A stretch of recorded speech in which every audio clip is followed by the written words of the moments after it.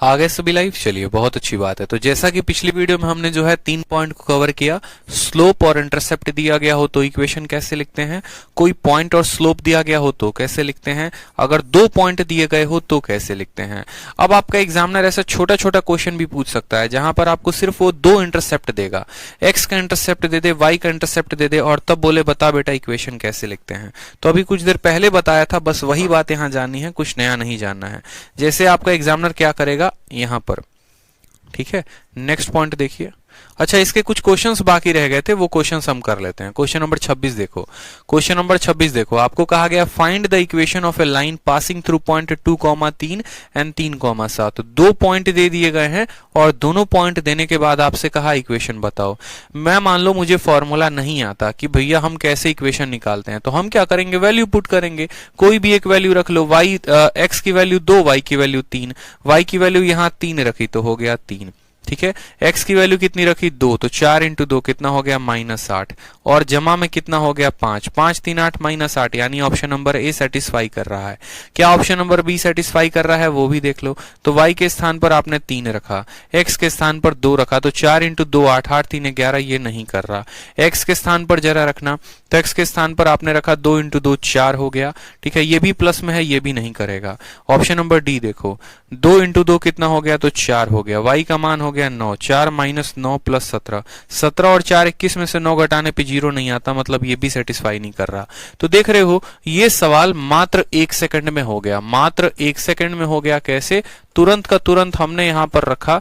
कैसे रखा? ऑप्शन से। ऑप्शन में क्या रखना है, ऑप्शन में वैल्यू को रखिए, ऑप्शन में वैल्यू को रखिए और आपका आंसर आ जाएगा। बात खत्म मेरे भाई। अगर आपको नहीं पता 2 पॉइंट फॉर्म में इक्वेशन कैसे लिखते हैं, आप कोई भी वैल्यू को यहां ऑप्शन में रखिए, सेटिस्फाई करवाइए, आपका आंसर आ जाएगा। ठीक है, समझ में आ गया। बाकी फॉर्मूला तो आपको पढ़ाया ही है, y minus y1 divided by x minus x1 बराबर होगा किसके, तो बराबर होगा हमारे y2 minus y1 divided by x2 minus x1 के। अब एक और क्वेश्चन 2 पॉइंट फॉर्म के ऊपर कहा गया है, उस रेखा का इक्वेशन बताइए जो इस बिंदु से पास करती है और इन दो बिंदुओं के मध्य बिंदु से पास करती है, मतलब मिड पॉइंट से पास करती है। यानी पहला पॉइंट ये होगा और दूसरा पॉइंट हमारा इन दोनों का मिड पॉइंट होगा, दूसरा पॉइंट मिड पॉइंट होगा। अब जितने देर में इसका मिड पॉइंट निकालोगे, फिर उसका और इसका बनाकर इक्वेशन करोगे, उतने देर में वैल्यू रखोगे और ऑप्शन में आप वैल्यू को रखते ही आंसर निकाल लोगे। 2 और 3 से जरा देखो, क्या 2 और 3 से ये सेटिस्फाई कर रहा है, तो 3 इंटू 3 9 हो गया, ठीक है। और 2 इंटू 4 8 हो गया, 9 और 8 17, ये है बराबर नहीं है, ठीक है। यहां पर x का मान रखेंगे तो x का मान 4 इंटू 2 हमारा 8 हो गया, ठीक है। और 3 इंटू 3 9 हो गया, तो 8 माइनस 9 -1 के बराबर b सेटिस्फाई कर रहा है। ऑप्शन नंबर 3 में रखिए, ये प्लस बराबर 1 कभी नहीं आएगा। ऑप्शन नंबर डी में रखिए, 3 इंटू 2 6 और 4 इंटू 3 12, ये भी सेटिस्फाई नहीं कर रहा। मतलब फिर से 1 सेकंड में हमने आंसर दे दिया कि कौन सा आंसर होगा, ऑप्शन नंबर ए जो होगा वो करेक्ट आंसर होगा। किस बिहाफ पर हमने आंसर दिया है, तो वैल्यू को रखकर हमने आंसर दिया है। बाकी अगर हमें मेथड से जाना है तो बड़े आसानी से हम जा सकते हैं। हम बोलेंगे कि पहला पॉइंट हमारा क्या है, तो पहला पॉइंट हमारा 2,3 है और दूसरा पॉइंट क्या है, तो इन दोनों का मिड पॉइंट है। 6 और 4 10, 10 का आधा कितना होगा, तो बोलेंगे सर 5 होगा, ठीक है। और यहां पर 9 और 5 14, 14 का आधा कितना होगा, तो 7 होगा। यानी ये पहला पॉइंट है, ये दूसरा पॉइंट है। इन दोनों पॉइंट का इस्तेमाल करके हमें क्या करना है, तो हमें यहां पर स्लोप निकालना है या हमें इक्वेशन बनाना है। तो बोलेंगे y minus 3 divided by x minus 2 बराबर होगा, 7 में से 3 गया तो 4, 5 में से 2 गया तो 3। भैया क्रॉस मल्टीप्लाई कर लो, तो बोलोगे सर 3y माइनस 9 बराबर होगा 4x माइनस कितने के, तो 8 के, ठीक है। यहां पर लिखिए तो 3y और माइनस का 4x, ठीक है। और यहां पर जो है -9, देखो ये 9 उधर चला जाएगा तो 9 में से 8 आएगा तो कितना आ जाएगा, 1 आ जाएगा। 3y माइनस 4x बराबर 1, ऑप्शन नंबर सॉरी, ठीक है। y माइनस 3 इतना, 7 में से 3 गया तो 4 और 6 4 10 5 हो गया, ठीक है। कोई गड़बड़ तो नहीं है। 3y माइनस 9 और 4x माइनस 8 हो जाएगा।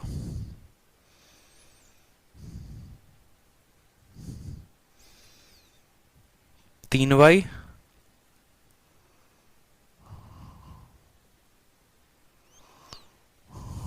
एक मिनट यहाँ देखना, 4x माइनस 8 हो जाएगा ना, 3y बराबर 4x प्लस 1, 3y बराबर 4x प्लस 1। यहां तो ऑप्शन नंबर बी सेटिस्फाई कर रहा है। वैल्यू भी रखना, देखना जरा, 4 इंटू 2 8 हो गया और -9। अच्छा ठीक है, ऑप्शन नंबर बी सेटिस्फाई कर रहा था, ऑप्शन नंबर ए कहां से सेटिस्फाई करेगा? ऑप्शन नंबर ए सेटिस्फाई थोड़ी करेगा। ऑप्शन नंबर ए में जरा वैल्यू रखो, 3 इंटू 3 9 है और 4 इंटू 2 8 है, तो 9 और 8 17 के बराबर, ये सेटिस्फाई नहीं कर रहा है। ऑप्शन नंबर बी सेटिस्फाई कर रहा है और ये ऑप्शन नंबर बी के ही तो बराबर है। आप एक्स को देखो, यहां पर आप इसको एक्स को उधर भेजो तो ये भी तो लिख सकते हो, माइनस में सबका गुना लगा दो, माइनस में लगाओगे तो 4x माइनस 3y बराबर हो जाएगा -1 के, यानी ऑप्शन नंबर जो बी है वो करेक्ट आंसर हो जाएगा। ठीक है, ऑप्शन नंबर जो बी है वो क्या है? Correct answer. यानी वैल्यू रखकर करोगे तो भी ऑप्शन नंबर बी आएगा, और यहां पर, ठीक है, यहां पर बिना वैल्यू के अगर आप इक्वेशन को सॉल्व करके करोगे तो भी ऑप्शन नंबर बी आएगा। ठीक है, चलिए अब हम पढ़ते हैं इंटरसेप्ट फॉर्म। इंटरसेप्ट फॉर्म में क्या पढ़ेंगे? जैसे पहले हमने पढ़ा कि अगर हमें एक स्लोप देता है और एक इंटरसेप्ट देता है तो इक्वेशन कैसे लिखेंगे। फिर हमने यहां पर पढ़ा कि एक स्लोप देता है, एक पॉइंट देता है तो इक्वेशन कैसे लिखेंगे। फिर हमने पढ़ा कि अगर 2 पॉइंट देता है तो इक्वेशन कैसे लिखेंगे। अब हम पढ़ेंगे कि अगर हमारा एग्जामिनर सिर्फ और सिर्फ इंटरसेप्ट दे दे तो इक्वेशन कैसे लिखेंगे। यानी आपको बोलेगा कि देखो ये एक तुम्हारी लाइन है, ये क्या है? तुम्हारी लाइन है। यहां जो है आप ऐसे समझ लोगे, ठीक है, कि ये आपका इंटर एक्सिस है और यहां पर ये एक लाइन है। ये जो x पर काटती है, देखो x पर काटती है तो मान लो -5 पर काटती है, y पर काटती है तो 4 पर, यानी x का इंटरसेप्ट -5 है, y का इंटरसेप्ट 4 है, तो इक्वेशन कैसे लिखोगे बताओ। तो उस केस में इक्वेशन जो हम लिखते हैं हमेशा याद रखेंगे, x बटे a जमा y बटे b बराबर होगा 1 के। ये हमारा फॉर्मूला होता है लिखने का। x के नीचे x का इंटरसेप्ट, y के नीचे y का इंटरसेप्ट बराबर होगा 1 के, और ऐसे हम लिखते हैं क्या? तो इसका इक्वेशन। इसका क्या लिखते हैं मेरे भाई? तो यहां पर इसका लिखते हैं equation. The equation of a straight line whose x intercept and y intercept are a and b respectively is given by this form. जैसे आप क्वेश्चन देखो, कहा गया है उस रेखा का इक्वेशन बताओ जिसका x का इंटरसेप्ट 5 है और y का इंटरसेप्ट 4 है। x का इंटरसेप्ट 5 है और y का इंटरसेप्ट 4 है। आसानी से आप यहां बता देंगे। कैसे बता देंगे? तो बोलेंगे सर x और नीचे x का इंटरसेप्ट 5, y और y का इंटरसेप्ट कितना है? 4 है। ये बराबर आना चाहिए किसके? 1 के। ठीक है, तो यहां पर इनका एलसीएम लो, आएगा 20। 5 वाले को 4 के साथ गुना यानी 4x, 4 वाले को 5 के साथ गुना यानी 5y, और बराबर हो जाएगा किसके? 20 के। जरा देखो कौन सा ऑप्शन सही है। तो 4x plus 5y, 4x plus 5y -20 बराबर 0। ऑप्शन नंबर ए जो है वो करेक्ट आंसर है। ठीक है, समझ में आ गया बात मेरी? ठीक है, कोई समस्या की बात यहां पे? ठीक, अगला सवाल देखिए सेम तरीके से। तो ये हमने जाना यहां पर कि अगर हमें इंटरसेप्ट देता है तो हम इक्वेशन कैसे लिखेंगे। जैसे एक और समझ लीजिए, एक और आप क्वेश्चन लिख लीजिए कि आपका x का इंटरसेप्ट आपका एग्जामिनर दिया हुआ है और x का इंटरसेप्ट उसने कितना दिया है? तो -5 दिया है। y का उसने इंटरसेप्ट दिया है आपको -3 और बोला है बताओ इक्वेशन जो होगा वो कितना होगा, बता दो। इक्वेशन जो होगा वो कितना होगा? आप क्या लिखेंगे? आप बोलेंगे देखो सर x का इंटरसेप्ट है तो x के नीचे -5 आएगा, y का इंटरसेप्ट कितना है? तो y के नीचे -3 आएगा, ये बराबर होगा 1 के। अगर हम गुना करेंगे तो -3 के साथ गुना करो -3x, -5 के साथ गुना करो -5, और -5 इंटू -3 हो जाएगा 15। 15 को यहां ले जाओ तो 15। ठीक है, फर्दर माइनस में सबसे गुना लगा दो तो 3x प्लस 5y, ठीक है, बराबर -15। ये हमारा क्या हो जाएगा? ये हमारा एक इक्वेशन हो जाएगा। समझ में आ गया बात? ये हमारा क्या हो जाएगा? आमने सामने -3 -5, ठीक है, और यहां पर -15। ठीक है, एक मिनट, हमने कितने से गुना किया? तो हमने यहां पर जो है 15 से सब में गुना लगाया, 15 में इससे भी, 15 में इससे भी, 15 में इससे भी। 15 से गुना लगाया तो -3 बार में काटा, -5 बार में काटा और 15 बार में काटा। सही है। 3x प्लस 5y बराबर कितना हो जाएगा? तो -15 के। ये हमारा इक्वेशन। यानी हमने टोटल कितने पॉइंट अब कवर कर लिए? तो टोटल हमने यहाँ पर 4 पॉइंट कवर कर लिए। ठीक है, सारे पॉइंट्स दोबारा से रिवाइज करवा रहा हूं बार बार। पहला स्लोप इंटरसेप्ट फॉर्म y बराबर mx प्लस सी, दूसरा पॉइंट स्लोप फॉर्म y बराबर m बराबर y minus y1 divided by x minus y1, तीसरा 2 point form y minus y1 divided by x minus x1 बराबर y2 minus y1 divided by x2 minus y1, चौथा intercept form, और intercept form में क्या पढ़ा तो x बटे a जमा y बटे b बराबर होता है कितने, 1 के। ये 4 तरीके हो गए किसी भी सवाल के इक्वेशन को लिखने के, ठीक है। ये 4 तरीके हो गए किसी भी सवाल के इक्वेशन को लिखने के। समझ में आ गया। दाऊद कहते हैं सर क्वेश्चन नंबर 27 का आंसर डी आ रहा है। दाऊद क्वेश्चन नंबर 27 का आंसर डी कैसे आ रहा है जरा बताओ, आपका डी आंसर कैसे आ रहा है। क्वेश्चन नंबर 27 का आंसर डी कैसे आ रहा है, देखो पॉइंट नंबर 2 3 हो गया, कोई समस्या की बात। इन दोनों का मिड पॉइंट को जोड़ो तो 4 और 6 का मिड पॉइंट 5 हो गया, 9 और 5 का मिड पॉइंट 7 हो गया, ठीक है। कोई समस्या की बात यहाँ पे। आपने y माइनस y1 किया होगा या y माइनस y2, दोनों से आपका आंसर सेम ही आएगा। y माइनस 3 x माइनस 2 बराबर होगा 7 में से 3 गया तो 4, 5 में से 2 गया तो 3, आमने सामने गुना किया तो 3y माइनस 9, 4x माइनस का 8, 3y का 3y लिखा, 4x यहां पर आ गया, माइनस 9 में 8 को जोड़ेंगे या ये 9 को उधर लेकर चले जाएंगे तो 9 में से 8 गया तो 1। हमने देखा इस तरीके से हमारा सवाल नहीं दिया है, हमने इसमें -1 से गुना कर दिया तो प्लस वाला हो जाएगा माइनस में, माइनस वाला हो जाएगा प्लस में और प्लस वाला हो जाएगा माइनस में, तो ऑप्शन नंबर जो बी है वो करेक्ट आंसर होगा। समझ गए बात को। किसी भी तरीके से अगर आप यहां पर y माइनस 3 ना देकर y माइनस 7 और x माइनस 5 देंगे तो भी आपका आंसर करेक्ट आएगा। पक्का आपने कैलकुलेशन में कहीं ना कहीं गलती किया होगा, ठीक है। तो हमने इंटरसेप्ट फॉर्म भी पढ़ लिया। अब हम पढ़ेंगे पांचवा यानी some basic point regarding equation of a line, ठीक है। इक्वेशन ऑफ लाइन निकालने के क्या होगा, कुछ बेसिक, और इस बेसिक में क्या होगा कि अलग अलग तरीके देंगे, ठीक है। दोबारा से देखो आप पहली वाली स्लाइड को, मैं आपको बार बार इसीलिए दिखाना चाहता हूं क्योंकि मैं चाहता हूं कि आप अपने जहन में अच्छे से ये बात डाल लें। स्लोप इंटरसेप्ट फॉर्म के लिए ऐसे इक्वेशन बनाते हैं, पॉइंट स्लोप के लिए इससे बनाते हैं, 2 पॉइंट के लिए ऐसे बनाते हैं, इंटरसेप्ट फॉर्म के लिए ऐसे बनाते हैं। और जनरल फॉर्म के बारे में बात करें तो जनरल फॉर्म जो इक्वेशन लिखा होता है वो लिखा होता है ax प्लस by प्लस सी बराबर 0, यही आपका जनरल फॉर्म होता है। इसमें कुछ सवाल बनता ही नहीं है, पांचवा एज इट इज लिखा जाता है। बस इस जनरल फॉर्म के बाद हमें कुछ पॉइंट जानने होते हैं, उन पॉइंट को हम जानते हैं यहाँ पे, ठीक है। उन पॉइंट को हम यहाँ पर जानते हैं। तो चलो जनरल फॉर्म जान लिया, ax प्लस by प्लस सी बराबर 0, उसमें कुछ खासियत है नहीं, ठीक है। अब आ जाओ यहाँ पे, तो जरा देखते हैं सवाल को, ठीक है। कुछ नोट्स हैं, कुछ इंपॉर्टेंट पॉइंट्स है वो देखिए। The general form of a straight line, जो मैंने कहा था ना जनरल फॉर्म जो होता है वो कितना होता है, तो जनरल फॉर्म किसी भी स्ट्रेट लाइन का होता है ax प्लस by प्लस सी बराबर 0, जहां पर a जो है x का कोएफिशिएंट, b जो है y का कोएफिशिएंट और c जो होता है वो कांस्टेंट टर्म होता है। फिर उसके बाद हमने यहां पर देखा, जैसे इस पे सबसे ज्यादा क्वेश्चन बहुत बार आता था पहले प्री में, कि उस रेखा की इक्वेशन क्या होगी जो x एक्सिस के पैरेलल होगी और a यूनिट होगी x एक्सिस से, ठीक है। पढ़िए सवाल को, x अक्ष के समानांतर और x अक्ष से दूरी के इकाई का समीकरण क्या होगा। जैसे आपका पॉइंट नंबर ये 1 हो गया, पॉइंट नंबर 1 आप समझ गए इक्वेशन कैसे लिखते हैं। पॉइंट नंबर 2 को देखिए, पॉइंट नंबर 2 कैसे पूछा जाता है आपके पेपर में। तो आपके पेपर में क्या कहा जाएगा, आपके पेपर में एक बड़ा प्यारा क्वेश्चन दे दिया जाता था पहले, और आपसे ये कहा जाता था कि देखो तुम्हारा ये जो है ये तुम्हारा कोऑर्डिनेट एक्सिस है, ठीक है। ये तुम्हारी x वाली लाइन है, ये y वाली लाइन है, ठीक है। x लाइन के पैरेलल 3 यूनिट पॉजिटिव में यानी +3 यूनिट में एक लाइन जा रही है, उस लाइन का इक्वेशन बताओ। यानी x लाइन के पैरेलल, तो x के पैरेलल 1 2 3 कितने यूनिट पर, 3 पर। मेरी बात को समझना है। या मान लो यहां पर ये जो लाइन है ये ऐसे गई है, ठीक है। एक ऐसे लाइन है और एक ऐसे हवा से गुजर के चली गई है। बोला है x रेखा से पैरेलल एक लाइन जा रही है, x रेखा से पैरेलल एक लाइन जा रही है और कितने यूनिट पर जा रही है, तो वो लाइन यहां पर 3 यूनिट में जा रही है, 3 यूनिट पैरेलल जा रही है। तो इस लाइन का इक्वेशन कितना होगा बता दो, इस लाइन का इक्वेशन कितना होगा बता दो। तो मैंने वही बात आपसे यहाँ पॉइंट नंबर 2 में लिखा है कि अगर कोई रेखा x के पैरेलल जाती है ठीक है, और जितना यूनिट जाती है उसका इक्वेशन लिखेंगे y बराबर प्लस माइनस a। अगर यहां पर ये पॉजिटिव में है तो यहां पर आंसर पॉजिटिव में होगा, नेगेटिव में है तो नेगेटिव में होगा।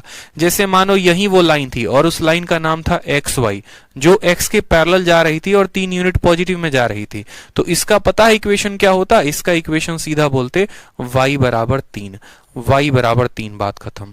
मतलब अगर x के पैरेलल जा रही है तो आंसर होगा y बराबर 3, क्योंकि देखो ना ये लाइन की वैल्यू क्या है, क्या इस लाइन में x का कोई मान है?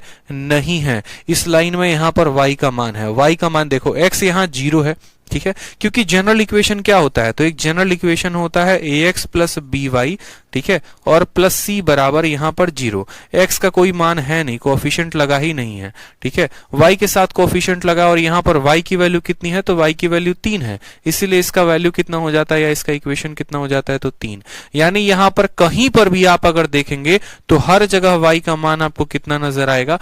y का मान आपको 3 ही नजर आएगा, इसीलिए इक्वेशन बराबर y बराबर 3, ठीक है। अब इसी तरीके से एक और पेपर में आपके क्वेश्चन पूछा गया था, बोला गया था कि x के पैरेलल एक लाइन गई है और वो जो दूरी तय कर रही है वो -4 का तय कर रही है। वो जो दूरी तय कर रही है वो कितने का तय कर रही है? -4 का। गौर से देखेंगे ये -4 का, तो बताओ इस लाइन का इक्वेशन कितना होगा? सेम तरीके से y बराबर कितना हो जाएगा? तो y बराबर -4, या आप इसको ऐसे भी लिख सकते हैं कि y प्लस 4 बराबर 0, ठीक है, y प्लस 4 बराबर 0। समझ में आ गया? अगर हमारा x का पैरेलल जाएगा, ऊपर जाएगा तो जितना y बराबर 3, इसीलिए मैंने कहा है कि ऐसे किसी भी लाइनों का इक्वेशन क्या होता है? तो y बराबर प्लस माइनस a। प्लस में जाएगा तो प्लस में लिखेंगे, माइनस में जाएगा तो माइनस में लिखेंगे। ये हमारा पॉइंट नंबर 2 है। पॉइंट नंबर 2 क्या कहा है? कोई भी रेखा जो x एक्सिस के पैरेलल जाती है और 1 यूनिट अवे जाती है तो उसका इक्वेशन होगा y बराबर a। तो क्या इसका उल्टा आपसे पेपर में पूछा जा सकता है? तो हाँ बिल्कुल, पॉइंट नंबर 3 भी आपसे पूछा जा सकता है कि आप उस इक्वेशन का या उस लाइन का इक्वेशन बताइए जो आपके y एक्सिस के पैरेलल है, y एक्सिस के समानांतर है और वो b यूनिट अवे है। कितना यूनिट अवे है? b यूनिट अवे है। यानी आपके एक बार के एमटीएस का क्वेश्चन मैं आपको बताऊं, ठीक है, तो आपके एमटीएस में ऐसा क्वेश्चन दिया गया था पॉइंट नंबर 3, और पॉइंट नंबर 3 में क्या कहा गया था तो वो भी देख लो। पॉइंट नंबर 3 में आपको कहा गया था कि एक रेखा है, सीडीएस में भी इनफैक्ट ये पूछा गया क्वेश्चन है, सिर्फ एमटीएस में नहीं, सीडीएस में भी पूछा जाता है, सिर्फ एमटीएस में नहीं, आपको सीडीएस में भी पूछा जाता है, ठीक है। और क्या पूछा गया था वो देखो, बोला गया था कि देखो एक्स एक्सिस के पैरेलल तो तुमने बहुत सारी रेखाएं बना ली, वाई एक्सिस के पैरेलल बनाओ। वाई एक्सिस के पैरेलल एक लाइन गई है जो कितने पर गई है? 4 पर काटती है, तो इसका इक्वेशन क्या होगा? और वाई एक्सिस के पैरेलल एक दूसरी लाइन गई है जो -7 पे काटती है, इसका इक्वेशन क्या होगा? याद रखो ये वाई के पैरेलल है, अगर ये वाई है तो ये वाई के पैरेलल है, ये भी वाई के तुम्हारे पैरेलल है। यहां पर इसकी दूरी हर जगह पर 4 4 4 4 4 है, तो y के पैरेलल है तो इक्वेशन को लिखने के लिए किसका इस्तेमाल करेंगे? x का इस्तेमाल करेंगे। यानी इस लाइन का इक्वेशन हो जाएगा x बराबर, पॉजिटिव में है तो पॉजिटिव लिखेंगे, ठीक है। उसी तरीके से इसका कैसे लिखेंगे? तो x बराबर नेगेटिव में है तो कितना लिखेंगे? x बराबर -7 लिखेंगे। समझ में आ गया मेरी बात को? x के पैरेलल जाएगा तो हम क्या लिखेंगे? y बराबर प्लस माइनस a, और अगर y के पैरेलल जाएगा तो x बराबर प्लस माइनस a। इस बात को ध्यान रहेगा, इसीलिए इसका कभी भी इक्वेशन बनता है तो प्लस माइनस a। ये सब जनरल फॉर्म होते हैं। क्या होते हैं? जनरल फॉर्म होते हैं, ठीक है। समझ में आ गया बात? चलो अब आ जाओ नेक्स्ट, पॉइंट नंबर 4 देखो। पॉइंट नंबर 4 क्या कहता है? तो पॉइंट नंबर 4 आपसे क्या बोला है? पॉइंट नंबर 4 आपसे कहा है, पॉइंट नंबर 4 आपसे कहा है कि equation of a straight line parallel to y axis and b unit away from इतना इज एक्स बराबर प्लस माइनस बी, जो कि आपको यहां बता दिया है हमने, ठीक है। Equation of a straight line parallel to y axis b unit away from इतना, और यहां पर भी यही पॉइंट है दोबारा से, ठीक है। ये दोनों पॉइंट सेम है, खैर छोड़ो। नेक्स्ट पॉइंट देखो, ये पॉइंट दोनों सेम है, इसमें पता ना कुछ गड़बड़ी हुआ है, चलो इसको छोड़ो। यहाँ देखो ये पॉइंट दोनों सेम आ गए। लास्ट वाला पॉइंट देखो, लास्ट वाला पॉइंट क्या कहता है? लास्ट वाला पॉइंट ये कहता है कि उस लाइन का इक्वेशन बताओ जो ओरिजिन से जाता है, उस लाइन का इक्वेशन बताओ जो ओरिजिन से जाता है, ठीक है। तो आप खुद एक बात सोचो, किसी भी इक्वेशन, कोई भी लाइन का इक्वेशन क्या होता है, तो कोई भी लाइन का इक्वेशन जो होता है वो ax प्लस बी वाई और प्लस सी बराबर 0 होता है। ठीक है, ये सी पता है क्या, ये सी वो कांस्टेंट टर्म के बारे में बताता है कि वो गुजरता कहां से है। अगर वो लाइन आपके ओरिजिन से चला जाएगा ना, तो आपका जो ये एकदम ओरिजिन से पास करेगा, मतलब ये वाली लाइन हो जाएगी, ये वाली लाइन हो जाएगी, ये वाली लाइन हो सकती है, ये वाली, मतलब वो ओरिजिन से होकर गुजर रही है। ओरिजिन से होकर गुजर रही है तो उसके पास कोई कांस्टेंट वैल्यू नहीं होगा, यानी उसका सी 0 होगा। उसका सी 0 होगा तो वैसे स्थिति में उस लाइन का इक्वेशन हम ax प्लस बी वाई बराबर 0 लिख सकते हैं, या फिर हम उसको y बराबर mx लिख सकते हैं। क्यों? क्योंकि जब mx प्लस सी लिखते हैं, ठीक है, जनरली क्या होता है, y बराबर mx प्लस सी लिखते हैं, उसका कांस्टेंट ही खत्म हो गया तो वो कैसे बदल जाएगा, वो y बराबर mx में बदल जाएगा। समझ में आ गया? तो पांचवा तरीका ये हो गया। समझ में आ गया बात कि अगर कोई लाइन है और वो ओरिजिन से जा रही है, अगर कोई भी लाइन है वो ओरिजिन से जा रही है तो उसका इक्वेशन कैसे लिखेंगे, तो उसका इक्वेशन, जैसे मानो उसका इक्वेशन क्या होगा, तो उसका इक्वेशन हमारा y बराबर mx हो जाएगा। ठीक है, समझ में आ गया? जैसे मान लो एक क्वेश्चन हो गया आपको, जहां पर आपका क्वेश्चन में आपका एग्जामिनर ये कहता है कि एक लाइन है जिसका जो स्लोप है, वो स्लोप का मान आप ऐसे समझ लो, स्लोप का मान 3 है और वो ओरिजिन से पास करती है। वो कितने से पास करती है? ओरिजिन से पास करती है। ठीक है, वो पास करती है ओरिजिन से, तो बताओ उसका इक्वेशन क्या होगा, उसका इक्वेशन क्या होगा, बता दो जल्दी से। ठीक है, जिसका स्लोप 3 है वो पास करती है ओरिजिन से, तो इक्वेशन क्या होगा? आप बोलेंगे सर बड़ा कॉमन सेंस का बात है कि y बराबर इक्वेशन क्या लिखते हैं, mx प्लस सी लिखते हैं।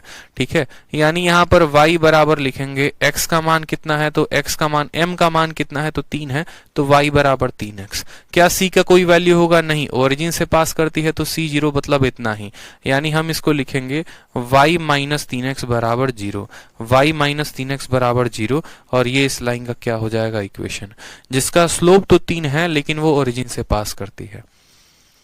ठीक है, चलिए आ जाइए नेक्स्ट हम देखते हैं point of intersection of two line. बहुत ही महत्वपूर्ण है आपका ये पॉइंट, स्पेशली सीजीएल के मेंस के लिए। मैंने आपसे कहा था ना, सीजीएल मेंस में आपके 2018 में 3 सवाल थे और 2019 में 3 सवाल थे। 18 में 3 में से 2 सवाल इस पॉइंट पर आए थे, जो बकायदा हम आपको यहां से दिखाएंगे।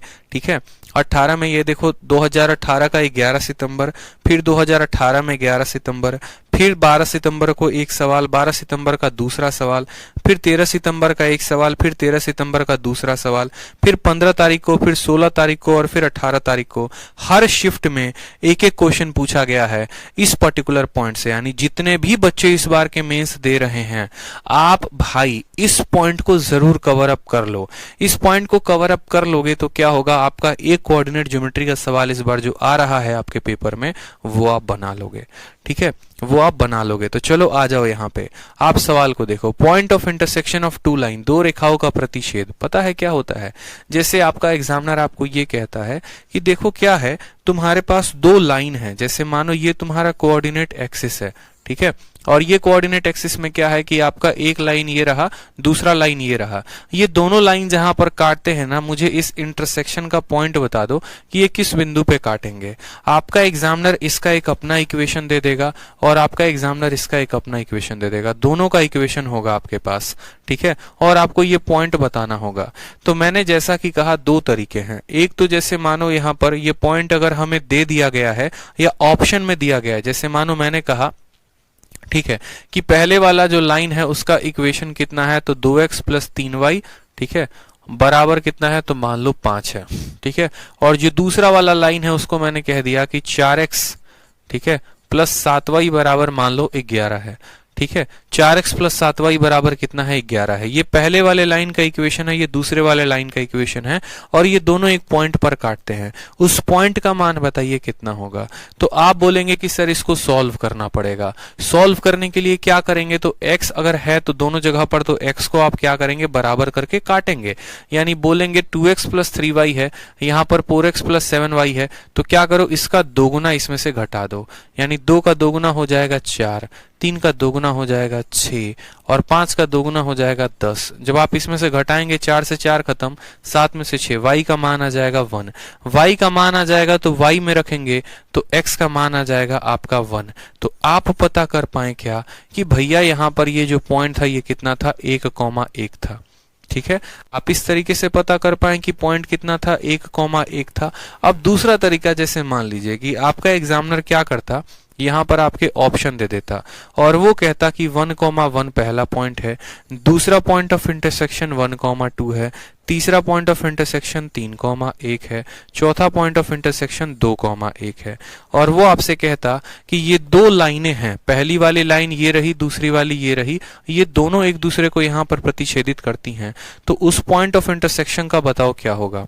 अब खुद सोचो, ये जो पॉइंट है 1,1 ये इस लाइन के लिए भी लागू होता है, ठीक है, ये पहले वाले के लिए भी लागू होता है और वही 1,1 दूसरे के लिए भी लागू होता है। यानी यहाँ पर जो भी पॉइंट होगा ना उसको इस इक्वेशन पे रखने पे सेटिस्फाई करेगा। एक तरीका होता है सवाल को हल करके और दूसरा तरीका होता है ऑप्शन का इस्तेमाल करके। ऑप्शन में 1,1 दिया गया है, 1,1 इसमें भी रखो तो 2 इंटू 1 2, 3 इंटू 1 3, 5 सेटिस्फाई कर रहा है और 4 इंटू 1 और 7 इंटू 1 11 सेटिस्फाई कर रहा है। मतलब 1,1 ही क्या होगा, करेक्ट आंसर होगा। क्योंकि मेरे भाई जो भी ये पॉइंट है वो दोनों इक्वेशन को सेटिस्फाई करेगा, वो दोनों लाइनों पर स्थित है, वो पहली पर है तो उसको भी सेटिस्फाई करेगा, दूसरी पर है तो दूसरी को भी करेगा। ये बात आपका एग्जामिनर समझ गया कि अगर हम बच्चे को ऑप्शन में उस पॉइंट का मान दे रहे हैं तो वो क्या करता है कि उस पॉइंट का मान इक्वेशन में रख के सेटिस्फाई कर लेता है और वो इक्वेशन को सॉल्व नहीं करता। तो उसने क्या किया, थोड़ी चतुराई दिखाई और चतुराई दिखाने के बाद आपको कुछ ऐसे सवाल पूछ दिए, ऐसे पूछने लगा सवाल में। उसने क्या किया कि आपसे वो पॉइंट नहीं पूछा, ठीक है, जैसे मानो यहां पर इसकी वैल्यू कितनी आती, x, y आती ना, तो उसने x y नहीं पूछा, उसने आपसे ऐसे बोल दिया 3x प्लस 5y का मान बताओ कितना होगा। और 3x प्लस 5y का मान आपको ऑप्शन में देखने को मिलेगा, जिससे आप ये पता ही नहीं लगा सकते कि x का मान कितना है। जैसे इसी सवाल में मैंने आपको x, y का मान दिया है।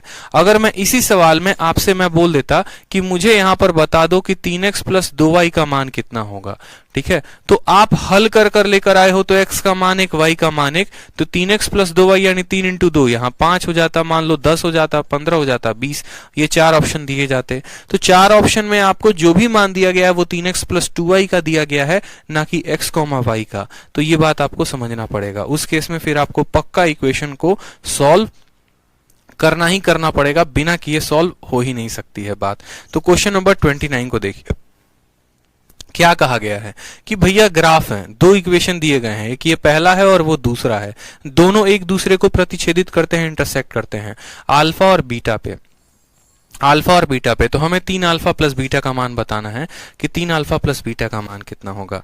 बता दीजिए यहाँ पर 3 अल्फा और बीटा का मान कितना होगा, बताइए। ठीक है, बताइए। आपके सामने जो है मैं आपको कुछ सेकंड दे रहा हूं, 2 मिनट का समय दे रहा हूं, चलो बताओ यहाँ पर सॉल्व करते हैं कैसे इक्वेशन को, बताओ। ठीक है, मेंस का क्वेश्चन है, बताइए जल्दी से। इक्वेशन सॉल्व करना भी आपको बता दिया है, बताइए चलिए।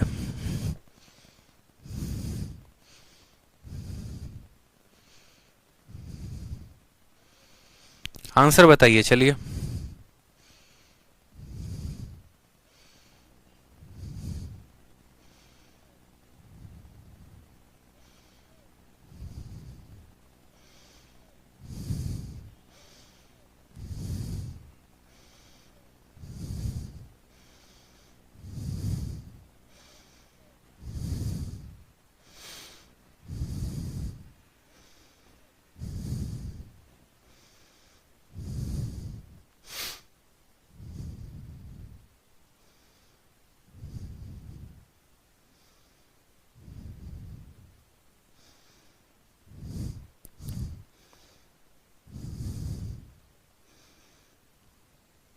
सभी का आंसर आना चाहिए।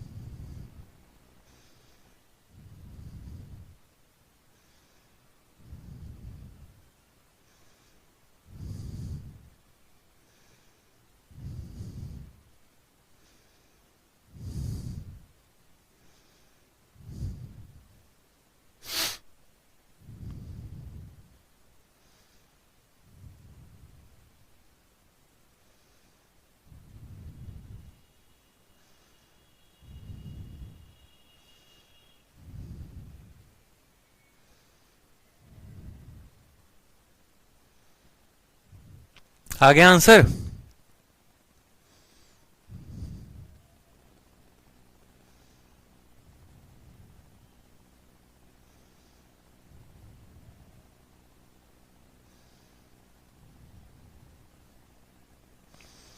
बताओ, बहुत शानदार, सभी के आंसर आ गए। ठीक है, चलो बाकी भी ट्राई कर लो एक बार जल्दी से।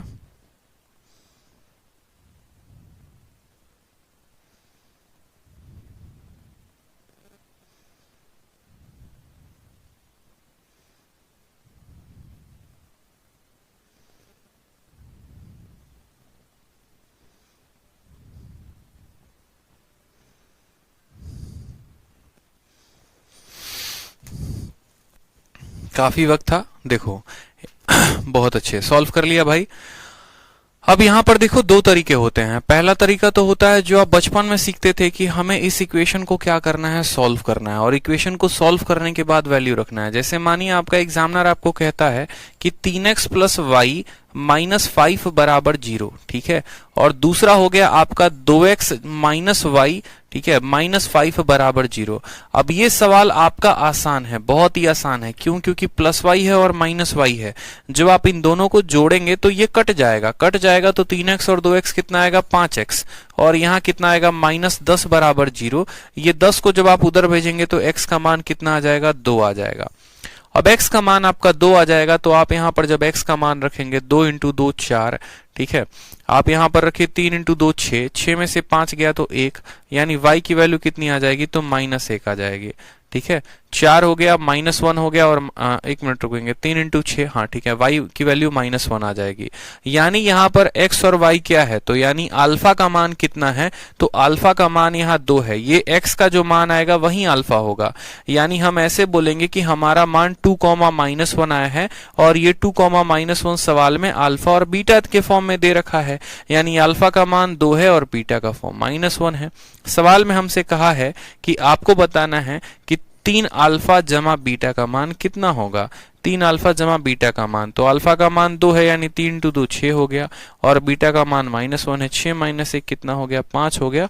ऑप्शन नंबर डी फॉर दिल मांगे मोर जो होगा वो करेक्ट आंसर होगा। ठीक है, अब आप लोगों को कुछ बात बताते हैं। जैसे मानिए यही इक्वेशन था, ठीक है, 3x प्लस वाई माइनस 5। जैसे मानिए हमारा यही इक्वेशन था कि 3x माइनस, ठीक है, मैं आपको एक सिंपल ट्रिक बताता हूं कोई भी क्वाड्रेटिक इक्वेशन को सॉल्व करने का, सीधा का सीधा। जैसे मानिए कि आपका पहला इक्वेशन है a1x plus b1y plus c1 बराबर में 0, और दूसरा इक्वेशन है आपका a2x plus b2y plus c2 बराबर में 0। तो आप याद रखेंगे किसका मेथड, आपको अगर क्रॉस प्रोडक्ट मेथड याद है, क्रॉस प्रोडक्ट मेथड याद है, इस बात को ध्यान देंगे, तो आप सीधा का सीधा बिना सवाल को इक्वेट किए x और y का मान बता सकते हैं क्रॉस प्रोडक्ट मेथड से। कैसे बता सकते हैं, आपको नोट डाउन करना है। x का जो मान होता है वो कितना होता है, x किस में आ रहा है, तो a1 और a2 में, तो बस भाई साहब x का मान हो जाएगा b1c2 minus b2c1, b1c2 minus b2c1 divided by b2a1 minus a2b1 minus a2b1। उसी तरीके से y का जो मान है, y को छोड़ दीजिए, यानी हमारा आ जाएगा c2a1, ठीक है, या ऐसे भी कह सकते हैं a1c2 माइनस a2c1, ठीक है, माइनस a2c1, और divided by b2a1 minus a2b1। समझ में आ गया बात। ये हमारे x और y के निकालने के अलग अलग तरीके हो गए।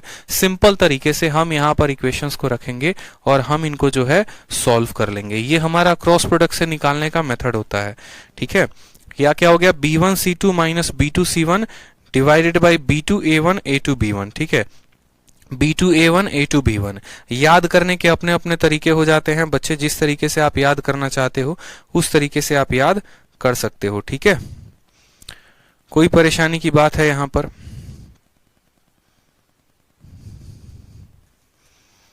ठीक है, x का मान कैसे निकाला है, तो देखो x का मान यहां पर जो है ना, यहां पर इसको बदली कर लेंगे, यहां पर इसको बदली कर लेंगे।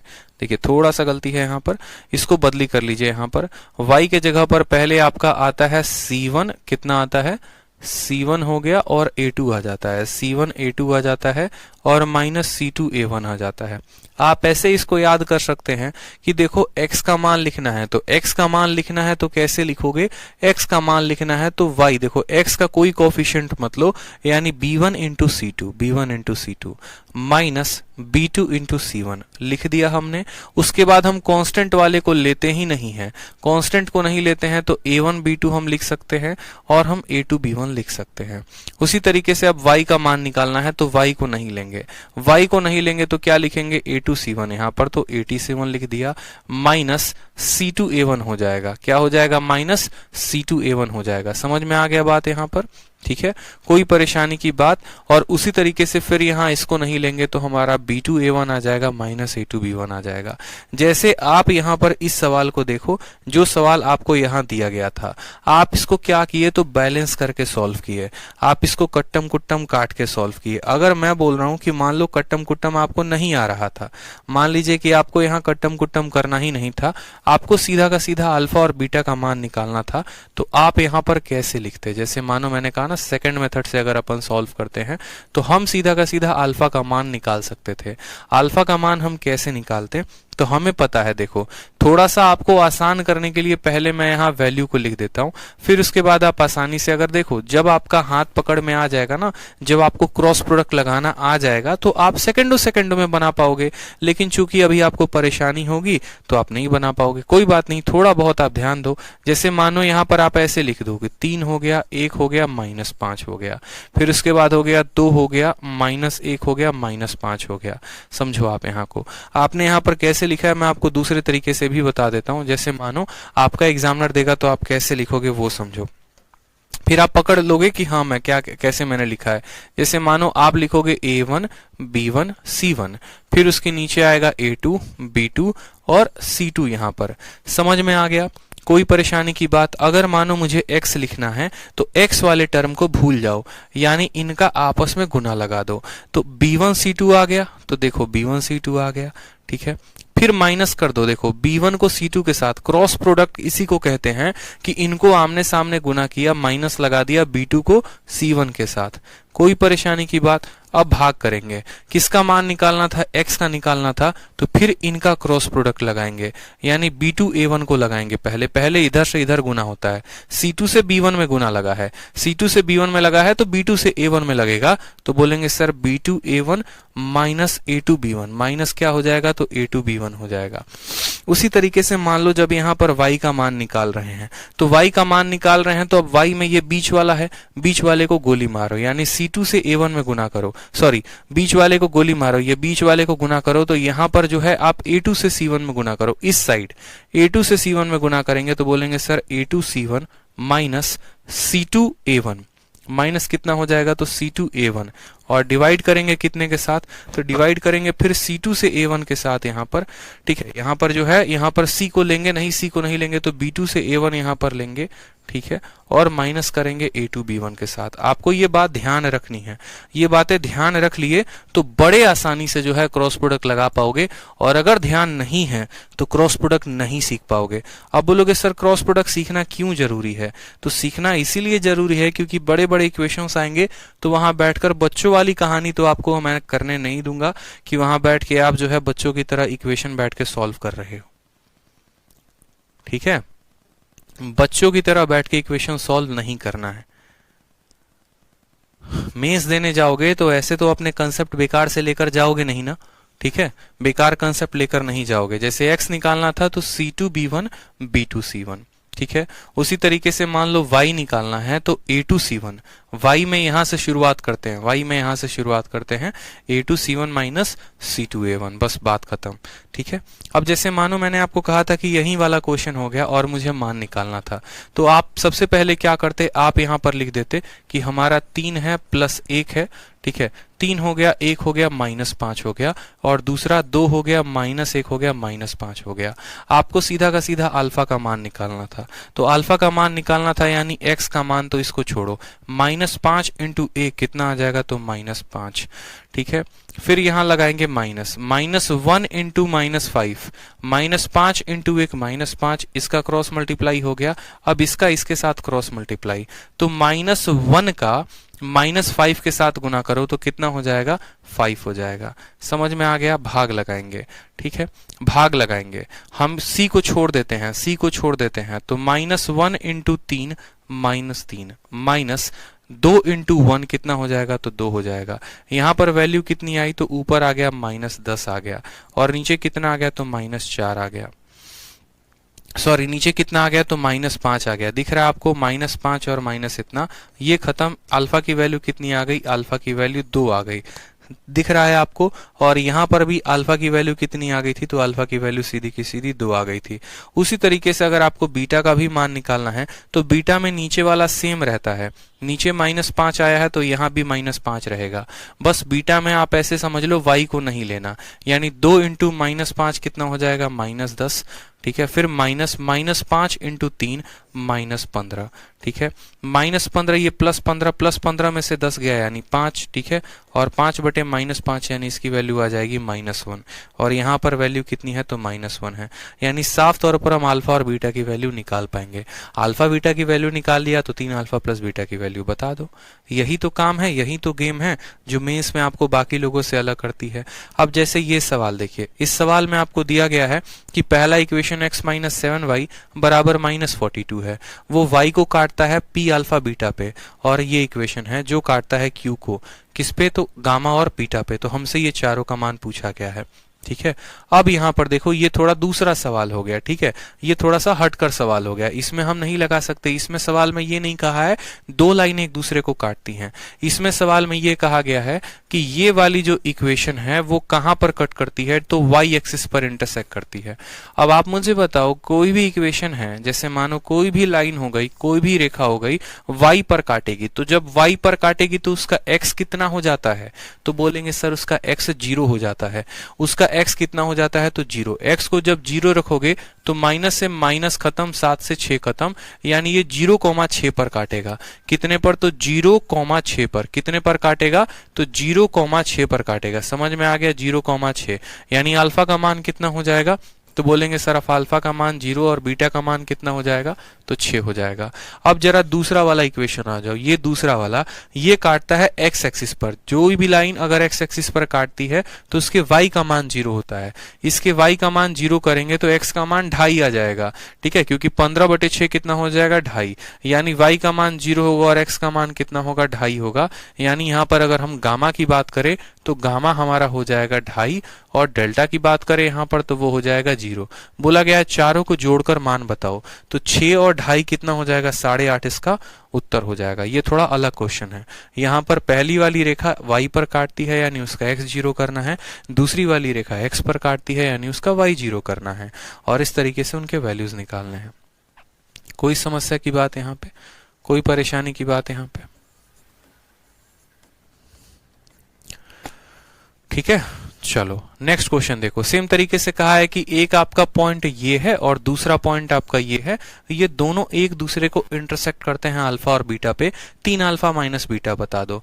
तो मैंने कहा ना, एक तो तरीका बचपन वाला आपको याद है कि भैया इन दोनों को हमको सॉल्व करना है और अल्फा और बीटा का मान निकालना है, और दूसरा हम आपको बताएं क्रॉस प्रोडक्ट मेथड।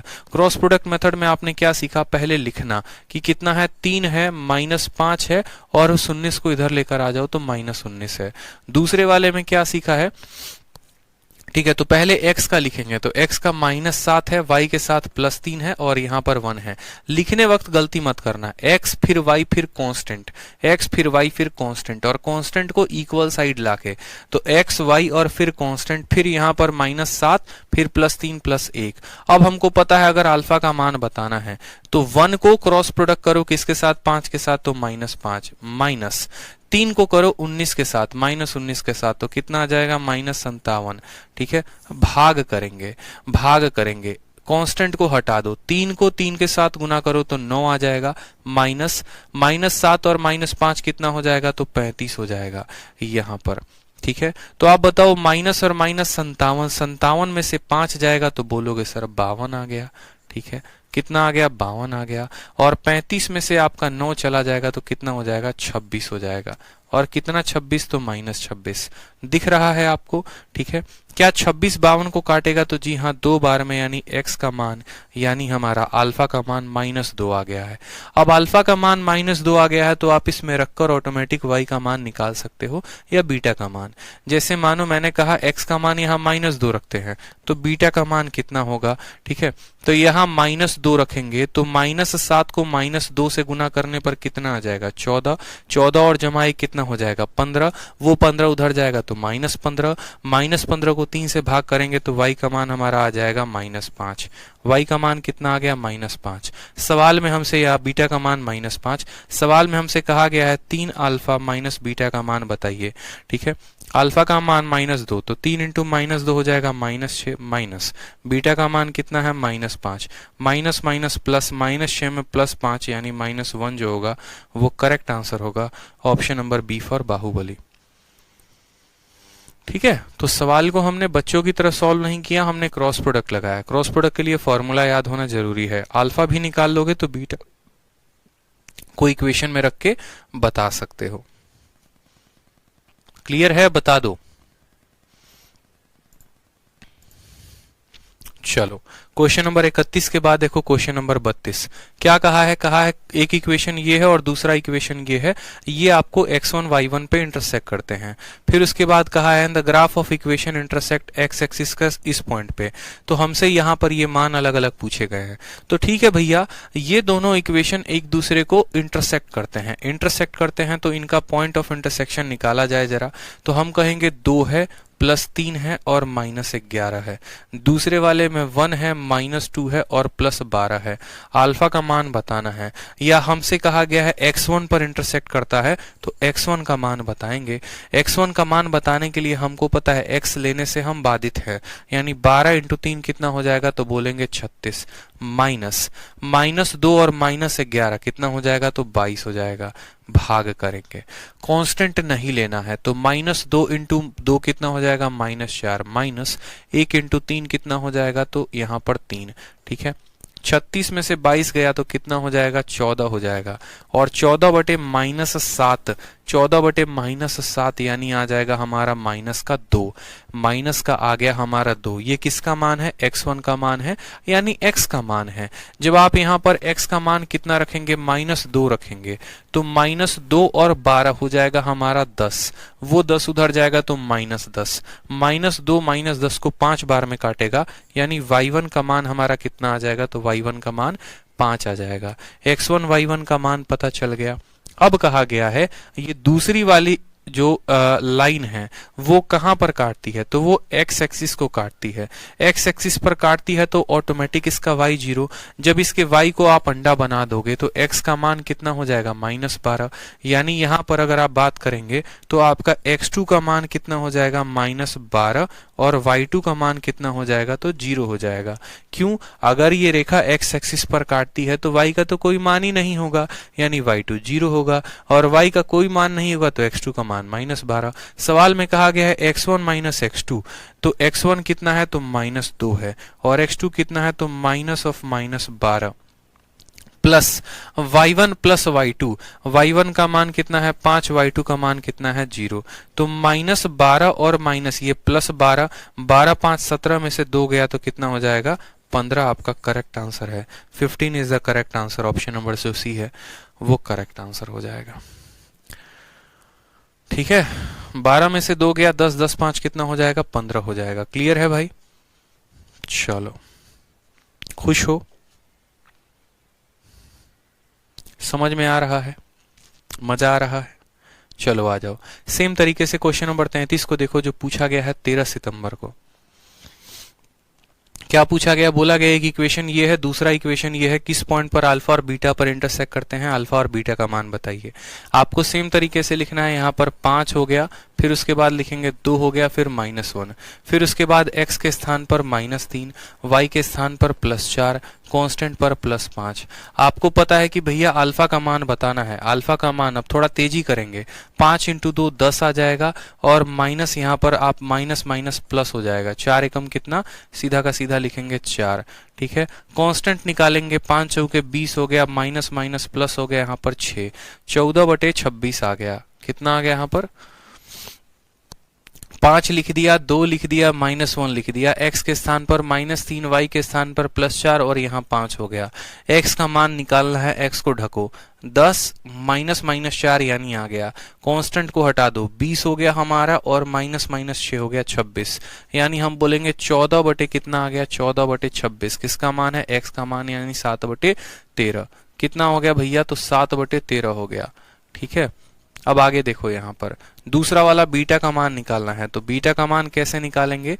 ठीक है, तो y को ढक दो, -3 को किसके साथ गुना करो, -1 के साथ, यानी आ जाएगा 3, माइनस करेंगे, 5 को 5 के साथ गुना करके, यानी -25, और भाग करेंगे इसको भी किसके साथ, 26 के साथ। 25 में से 3 गया तो बोलेंगे सर -22/26, यानी आप बोलेंगे -11 बटे कितना, 13 आ जाएगा। ये आपका बीटा का मान। सवाल में कहा गया है अल्फा का कितना गुना करिए, तो अल्फा का आप 3 गुना करिए और बीटा का 1 गुना, यानी अल्फा का 3 गुना, यानी 51/13। ठीक है, 17 का 51/13, और जोड़ेंगे बीटा को, यानी -11/13। 11 में से यहाँ पर आ जाएगा आपका कितना, ठीक है, 40/13। 3 अल्फा प्लस बीटा यानी 40/13। भाई कहाँ कोई रिजल्ट आ रहा है। ठीक है, 5x + 2y - 1, 5x + 2y - 1, और दूसरा है हमारा 4y, 4y तो 4y के 4y लिखा, -3 लिखा। अल्फा का मान निकालना है, तो B2C1, 5 × 2 10, -4, तो वो +4 लिख दिया हमने। ठीक है, कांस्टेंट को हटा दिया। ठीक है, 5 चौके 20 हो गया, और यहाँ पर -6 हो गया। ठीक है, सही तो है, 14/26, अच्छा 7/13 होगा ना, माफ करेंगे यहाँ पर, 17/13 नहीं होगा। ठीक है, 17/13 नहीं होगा, 7/13 होगा। 2 से काटेंगे तो 7 बार में और 13 बार में। ठीक है, 2 से काटेंगे तो 7 बार में, 13 बार में। अल्फा का 3 गुना, यानी हम बोलेंगे 7 का 3 गुना, 21/13। ठीक है, 21/13। ठीक है, और यहां पर भी आ जाएगा आपका बीटा -11/13। फिर भी तो भाई 10/13 आ रहा है सर, 7 की जगह 17 लिख दिया। ठीक है, एक तो वो करेक्ट कर लिया हमने। ठीक है, एक तो वो हमने करेक्ट कर लिया है। ठीक है, सवाल में पक्का कहीं ना कहीं कुछ तो गड़बड़ कर दिया हमने। 3 अल्फा और बीटा, देखो हिंदी इंग्लिश दोनों की गलत है। देखो हिंदी में कुछ और बोला है, 2 अल्फा - 3 बीटा कहा है, और इंग्लिश में 3 अल्फा + बीटा कहा है, इसीलिए तो हमारा आंसर नहीं आ रहा है। एक बार जरा हिंदी से निकाल कर देखते हैं। 2 अल्फा और माइनस कितना बोला है, 2 अल्फा - 3 बीटा बोला है। ठीक है, 2 अल्फा - 3 बीटा बोला है। अल्फा का 2 गुना कितना हो गया, 14/13, और बीटा का 3 गुना में हमको माइनस करना है, यानी -3 करेंगे तो हो जाएगा हमारा 33/13। 33 और 14 कितना हो गया, ठीक है, 33 और 14 कितना हो गया यहाँ पर, 4 3 7, 47/13। इससे भी कुछ खास फायदा तो है नहीं। पक्का इस सवाल में कहीं ना कुछ गलती है। ठीक है, हाँ इस सवाल में, खैर कोई बात नहीं। अगर एक पल के लिए मैं आपसे यही बात बोलता हूँ, एक पल के लिए मैं आपसे ये बात यहाँ पर कहता हूँ, एक काम करो, आप इसके इक्वेशंस को बदल लो। मैं आपके क्वेश्चंस को यहीं बदलवा दे रहा हूँ। ठीक है, थोड़ा सा आपको चेंज करवा दे रहा हूँ मैं, ताकि आपके लिए आसान हो जाएगा। ठीक है, थोड़ा सा आसान हो जाएगा, यहाँ बदल लो। आपका सवाल में आपको 3 अल्फा + बीटा ही दिया है पूछने को। ठीक, लेकिन आपका जो ऑप्शन नंबर डी है, वो आपका ऑप्शन नंबर डी जो है वो क्या है, नन ऑफ दीज है, या नन ऑफ दीज। यहाँ पर देखिए आपका ऑप्शन नंबर डी जो है वो आपका क्या हो जाएगा, यहाँ पर नन ऑफ दीज हो जाएगा, N.O.T। अब आपका सवाल सही है, 3 अल्फा + बीटा आपको निकालना है। लीजिए निकाल दीजिए। ठीक है, आप 3 अल्फा प्लस बीटा निकाल दीजिए तो 3 अल्फा प्लस बीटा का जो मान आएगा वो कितना आएगा 7/13 यानी 21/13 और बीटा का मान कितना है -11/13 यानी बोलेंगे सर 10/13 जो है वो करेक्ट आंसर है। ठीक है, इसी तरीके से आपका क्वेश्चन नंबर कितना है 34 में देखिए तो कहा गया है एक इक्वेशन 3x - 20y - 2 बराबर 0, दूसरा इक्वेशन है ये अल्फा और बीटा पर इंटरसेक्ट करते हैं। यहाँ पर अल्फा और बीटा नहीं है, असल में ये हमारा a है और यहाँ पर ये हमारा b है। ठीक है, अल्फा और बीटा यहाँ कहने का ये नहीं है, प्रोविजन नहीं है, यहाँ पर आपको a और b दिया गया है और कहा गया है कि ये लोग a और b पर इंटरसेक्ट करते हैं। कहाँ पर करते हैं a, b पे, अल्फा बीटा पे नहीं, a, b पे। और तब आपका एग्जामिनर, ये एक अच्छा क्वेश्चन मुझे लगा, जितने क्वेश्चन आए थे मैंने सभी के सभी अपडेट करवा दिए हैं। a, b पर इंटरसेक्ट करते हैं। ठीक, बहुत परेशान है।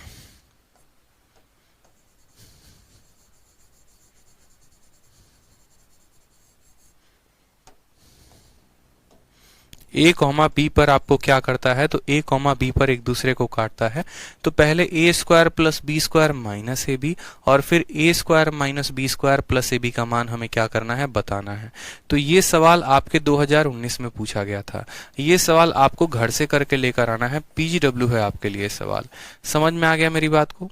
आपको क्या करना है, ये सवाल घर से करके लेके आना, इसमें कोई कोतवाही नहीं चलेगी, कोई जो है आपको नहीं बर्दाश्त किया जाएगा, इस बात को ध्यान रखे। आपको इस सवाल को खुद से करना है। मैंने तरीका बता दिया है कि इक्वेशन को कैसे हल करते हैं, एक लाइन में कैसे हल करते हैं, वो आप पक्का तभी कर पाएंगे जब आप कम से कम उसके ऊपर 2-4 सवाल लगाएंगे। कम से कम 10 सवाल इक्वेशन खुद से लेकर, कोई भी 2 इक्वेशन ले लिया आपने, ठीक है, कोई भी 2 इक्वेशन ले लिया, उसको जब आपने हल किया तो आपको आसानी से क्रॉस प्रोडक्ट मेथड समझ में आएगा। लेकिन अगर आप नहीं कर पाएंगे तो बहुत मुश्किल होगी।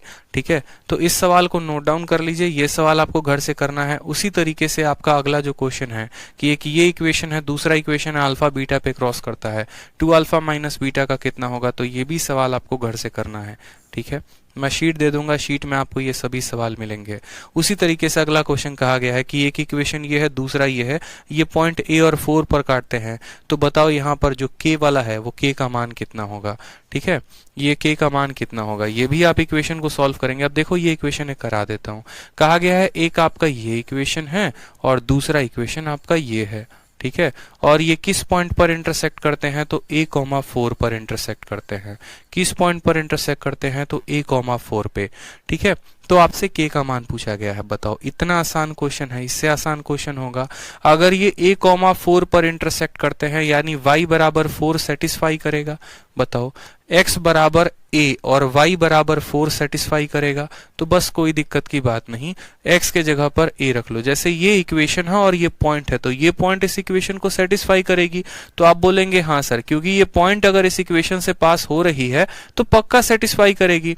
x के स्थान पर a को रख दो, यानी 4 इंटू a कितना हो जाएगा 4a, और y के स्थान पर 4 को रख दो, -8 बराबर कितना हो जाएगा तो 10 हो जाएगा। 4a माइनस 8 बराबर कितना हो जाएगा 10। यहां पर 4a का मान कितना आएगा तो 18 आएगा। ठीक है, तो a का मान कितना आएगा 18/4 यानी 4.5 आ जाएगा। a का मान कितना आएगा 4.5 आ जाएगा। समझ में आ गया बात मेरे? ठीक है, अब यहां पर यही वाले वैल्यू को आप दूसरे वाले में रख दीजिए। अगर ये पहले को सेटिस्फाई करता है तो ये दूसरे को भी सेटिस्फाई करेगा, तो इसको आप दूसरे वाले में रख दीजिए। दूसरे वाले में रखेंगे तो उसका इक्वेशन क्या बनेगा, तो बोलेंगे सर 4a जमा यहां पर कितना हो जाएगा 4k और बराबर कितना होगा, तो बराबर होगा हमारे 2k। 4a का मान कितना है 18, तो 4a के जगह पर 18 में से 2 आ गया तो 16, या ये 18 उधर जाएगा तो बोलेंगे सर 4k का जो मान आ जाएगा 2 माइनस 18 यानी -16, तो k का मान कितना हो जाएगा -4 हो जाएगा।